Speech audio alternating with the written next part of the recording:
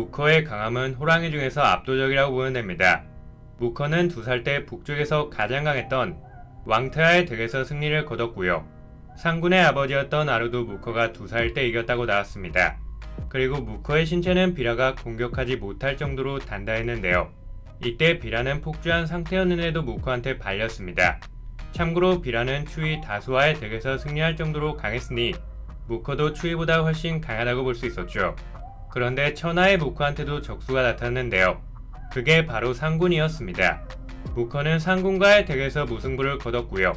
술법을 사용하는 상군한테 열등감을 느껴서 아린의 사부를 찾아가서 무두리의 술법을 가르쳐달라고 부탁했습니다. 이 술법은 신체 일부가 특정 위치로 이동해서 공격하는 기술이었는데요. 초창기 무커는 무두리의 술법을 정확히 이해하지 못해서 많이 고전했습니다. 그런데 무커는 고마의 기술을 자유자재로 사용하면서 뛰어난 잠재력을 가지고 있다고 나왔고요. 결국 이동 수법을 익히는 데 성공하면서 한 단계 더 강해지게 됩니다. 어른이 된 무커는 변종들 다수를 한 방에 죽일 정도로 강했고요. 수인화한 녹치도 무커한테 상대도 안 됐습니다. 녹치가 죽을 뻔한 위기에 처했을 때 황유가 무커한테 창기를 붙여서 겨우 무커를 잠재울 수 있었죠. 그런데 황유도 창기 하나로 무커를 완전히 제압하지 못했고요. 결국 추위가 개입해서 무커를 막아섰습니다. 무커는 고마의 기술을 사용해서 추위를 공격했지만 확실히 추위한테는 역부족이었고요. 녹치와 황유가 대결 도중에 끼어들어서 무커는 결국 창기한테 조종당한 채 패배합니다. 황유의 창기는 힘을 몇 배 이상 증폭시켜주는 효과를 가지고 있는데요. 그럼에도 무커는 상군과의 덱에서 승리하지 못했습니다. 게다가 상군은 무커를 죽일 생각이 없었기 때문에 오히려 좀 봐주면서 싸우고 있다는 식으로 나왔죠. 물론 무커는 황유한테 조종당하고 있었으니까 제대로 술법을 사용하지 못했다고 평가할 수도 있는데요. 예전에 무커가 무케와 대한 적이 있었는데 상군과 자신 중 누가 더 강하냐는 무케의 질문에 제대로 대답하지 못하는 모습을 보여줬습니다. 이런 모습을 통해 확실히 무커는 상군보다 약하다고 볼 수 있었죠.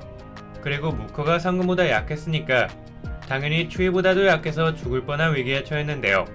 아랑사의 기가 폭주했을 때 이 기에 공명돼서 능력이 깨어나게 됩니다.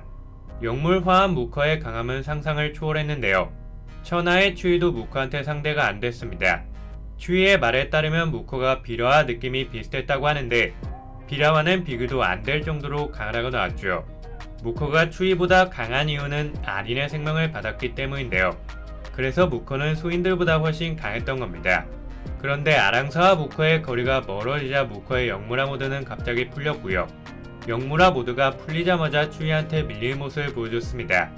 이후 상군이 무커를 도와줘서 술법을 사용할 시간을 벌 수 있었고요.